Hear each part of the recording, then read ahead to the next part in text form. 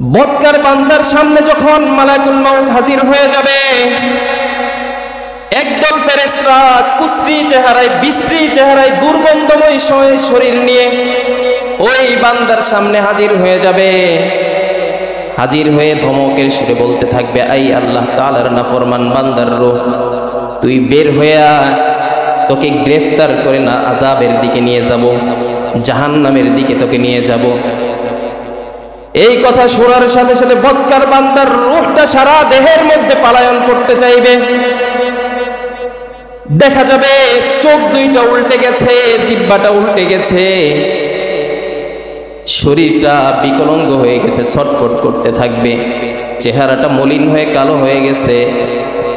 বদকার বান্দার রূহটা সারা দেহের মধ্যে পলায়ন করতে চাইবে, সারা দেহের মধ্যে পলায়ন করার চেষ্টা করবে। আল্লাহর রাসূল সাল্লাল্লাহু আলাইহি ওয়াসাল্লাম বলেন, ওই রূহটাকে এমন ভাবে কবজ করা হবে, গোশতকে যদি শিকের মধ্যে ঢুকানো হয়, আর ওই গোশতটাকে পোড়ানোর পরে শিক থেকে যখন টেনে হিঁচড়ে বের করা হয়, এমন ভাবে ওই রূহটাকে টেনে হিঁচড়ে বের করে নিয়ে আসা হবে।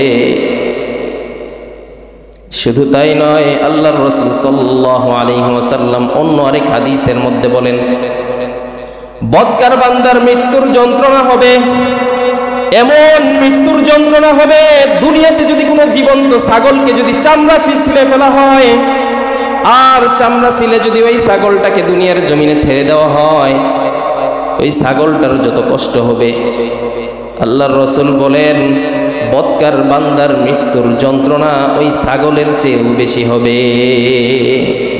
নাউজুবিল্লাহ বলবেন না?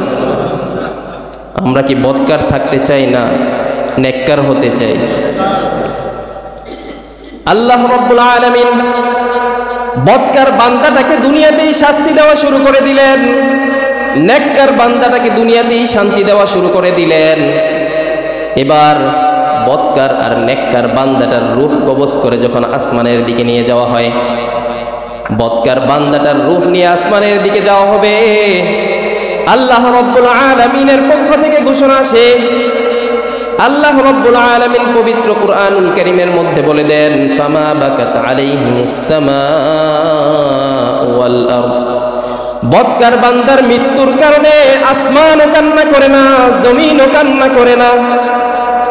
হযরত আনাস রাদিয়াল্লাহু তাআলা আনহু এই আয়াতের তাফসীরে বলেন, নেককার বান্দা যখন মৃত্যুবরণ করবে, নেককার বান্দার মৃত্যুর কারণে আসমানও কান্না করতে থাকে, জমিনও কান্না করতে থাকে।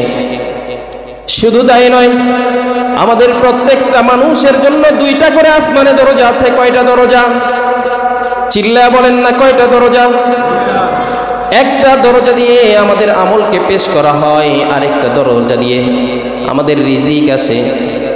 নেককার বান্দাটা যখন মারা যায়, নেককার বান্দাটা যখন দুনিয়া থেকে চলে যায়, ওই দরজাগুলি, যেই নেককার বান্দার আমলগুলি যেই দরজা দিয়ে পেশ করা হতো, ওই দরজাটাও কান্না করতে থাকে আর বলতে থাকে, আজ থেকে ওই নেককার বান্দার আমলগুলি আমি দরজার মধ্য দিয়ে আর আসবে না। আজ থেকে ওই নেককার বান্দা আর আমল করতে পারবে না, তার আমলগুলিও আমি দরজার মধ্য দিয়ে প্রবেশ করবে না। রিজিকের দরজাও কান্না করে বলে, ওই নেককার বান্দা যেই রিজিক খায়, ওই রিজিক আমি দরজার মধ্য দিয়ে আর দুনিয়াতে যাবে না। জমিনটা কান্না করতে থাকে। নেককার বান্দা মসজিদে যায়, নামাজের উদ্দেশ্যে যায়, আমি জমিনের উপর দিয়ে আজকে থেকে আর ওই নেককার বান্দা আমি জমিনের উপর দিয়ে যাবে না। ওই নেককার বান্দাটা আজকে দুনিয়া থেকে চলে গেল, আসমানও কান্না করতে থাকে।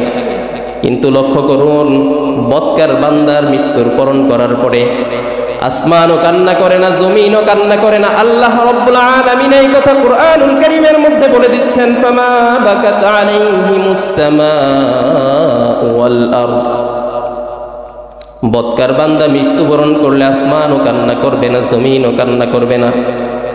এবার লক্ষ্য করুন, মৃত্যুর পরে যখন আমরা, একজন মানুষ যখন মৃত্যুবরণ করে, সে নেককার হোক আর বদকার হোক, তাকে আমরা গোসল করাই, কাফন দাফন করি, জানাজা পড়ায় কবরের মধ্যে রাখি কিনা? নেককার বান্দা কবরে রাখার পরে, বদকার বান্দাটাকেও কবরে রাখার পরে ফেরেশতা হাজির হয়ে যাবে। মুনকার নাকির ফেরেশতা, হাদিসের ভাষায় নীল চক্ষু বিশিষ্ট মুনকার নাকির ফেরেশতা। নেককার বান্দাটাকে যখন কবরে রাখা হবে, মুনকার নাকির উপস্থিত হয়ে প্রশ্ন করতে থাকবে, মার রাব্বুকা ওয়া মা দীনুকা মা হাদার রাজুলুল্লাযী বুইসা ফীকুম। অন্য আরেক বর্ণনায় বলে ওমান নাবিয়ুকা। তিনটা প্রশ্ন করবে। এক নাম্বার প্রশ্ন হচ্ছে তোমার রব কে? এক নাম্বার প্রশ্ন কি? এক নাম্বার প্রশ্ন করবে তোমার রব কে? নেককার বান্দারা সারা জীবন গোলামি করছে কার? চিল্লা বলেন না, কার গোলামি করছে? সারা জীবন গোলামি করছে আল্লাহর। সে আল্লাহ তাআলার সমস্ত হুকুম আহকাম মেনে চলছে। আল্লাহ রব্বুল আলামিন যেটা বলছে, যেটা আদেশ করছে সেটা মানছে। আল্লাহ রব্বুল আলামিন যেটা নিষেধ করছে সেটা থেকে বিরত থাকছে। আল্লাহ ইবাদত করতে বলছে, ভালো কাজ করতে বলছে, আল্লাহ তাআলার দাসত্ব করতে বলছে, সে মেনে নিছে। আল্লাহ রব্বুল আলামিন তাকে সুদ খাইতে নিষেধ করছে, ঘুষ খাইতে নিষেধ করছে, হারাম কাজ করতে নিষেধ করছে, সেইটাও মেনে নিছে। তার কি জবাব দিতে কষ্ট হবে কিনা? সে মালিকের নাম বলে ফেলবে আল্লাহ। একবার চিল্লা বলেন না আল্লাহ। বান্দাটাকে যখন প্রশ্ন করা হবে মার রব্বুকা, সে উত্তর দিবে আল্লাহ। এবার দুই নাম্বার প্রশ্ন করা হবে ওমান দীনু মা দীনুকা, তোমার দিন কি ছিল? প্রশ্নের উত্তর দিয়ে বলে ফেলবে তোমার ধর্ম ছিল, তোমার দিন ছিল ইসলাম। এই বান্দা, নেককার বান্দা আল্লাহ রব্বুল আলামিনের মনোনীত একমাত্র ধর্মের উপরেই ছিল। আল্লাহ রব্বুল আলামিন পবিত্র কুরআনুল কারীমের মধ্যে বলেন, ইন্নাদ-দীনা ইনদাল্লাহিল ইসলাম। আল্লাহ রব্বুল আলামিন বলেন, আমার মনোনীত একমাত্র ধর্মই হচ্ছে ইসলাম। আর এই বান্দা ইসলামের পথেই ছিল, ইসলামের উপরেই অবিচল ছিল। ওই বান্দা কি জবাব দিতে ভুলে যাবে কিনা? ভুলবে? সে বলতে থাকবে আমার দিন ছিল ইসলাম। এবার তিন নাম্বার প্রশ্ন করা হবে মা হাযার রাজুলুল্লাযী বুইসা ফীকুম। রাসূলুল্লাহ সাল্লাল্লাহু আলাইহি ওয়াসাল্লামকে দেখানো হবে, দেখায় প্রশ্ন করা হবে মা হাযার রাজুলুল্লাযী বুইসা ফীকুম। অন্য আরেক বর্ণনায় বলা হয় ওমান নাবিয়ুকা, তোমার নবী কে ছিল? নেককার বান্দাটা প্রশ্নের উত্তর পাওয়ার সাথে সাথেই বলে ফেলবে আমার রাসূল ছিল হযরতে মুহাম্মদুর রাসূলুল্লাহ সাল্লাল্লাহু আলাইহি ওয়াসাল্লাম। উত্তর দিতে দেরি হবে না। কেন দেরি হবে না? সারা জীবন তো লোকটা আল্লাহর রাসূলের আদর্শ নিজের মধ্যে ধারণ করছে। আল্লাহর রাসূল যেইভাবে চলার চেষ্টা করছেন, যেইভাবে চলতে বলছেন, ওইভাবে চলতে চাইছে। তার কি জবাব দিতে কষ্ট হবে কিনা? কষ্ট হবে। আমরা দুনিয়াতে যদি কোনো রাজনৈতিক ব্যক্তির দাসত্ব করি, কোনো রাজনৈতিক ব্যক্তির অনুসরণ করি, আমরা তো নিজেদেরকে অমুক নেতার আদর্শের সৈনিক দাবি করি। আর মুসলমান হয়ে যখন একজন মানুষ সারা জীবন রাসূলের আদর্শ ধারণ করছে, ওই ব্যক্তি কি সাময়িক সময়ের জন্য ভুলে যাবে নাকি? ভুলে যাবে?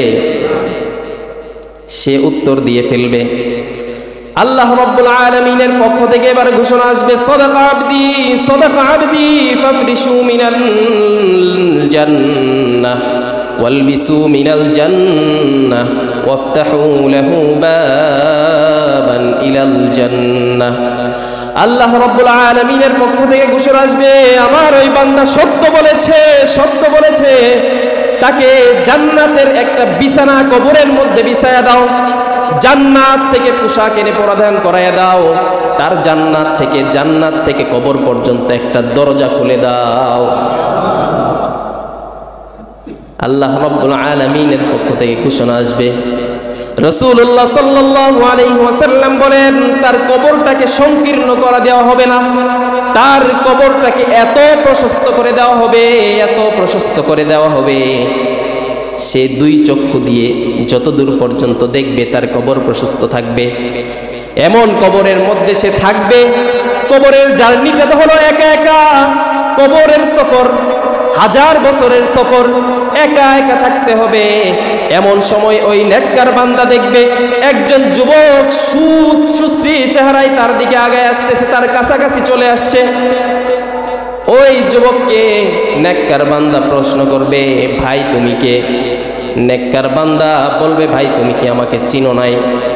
আমি তো তোমার দুনিয়ার সেই নেক আমল, আমি তো তোমার দুনিয়ার সেই নেক আমল, যে আমলগুলি তুমি দুনিয়াতে করেছো, যে আমল করেছো আল্লাহ রব্বুল আলামিন আজকে আমাকে সেই আমলগুলি দিয়ে, আমাকে মানুষের সুরত দিয়ে তোমার সঙ্গ দেওয়ার জন্য কবরের মধ্যে পাঠাইছে। জোরে সুবহানাল্লাহ বলবেন না? আল্লাহ রব্বুল আলামিন বলতেছেন, যদি মানুষ নেক আমল করে কবরের মধ্যে তাকে এইভাবে দেওয়া হবে, এইরকম একজন সঙ্গী দেওয়া হবে। ওই সঙ্গী বলতে থাকবে, ভাই তোমাকে আমি জান্নাত পর্যন্ত না পৌঁছাইয়া তোমাকে একা রেখে যাব না।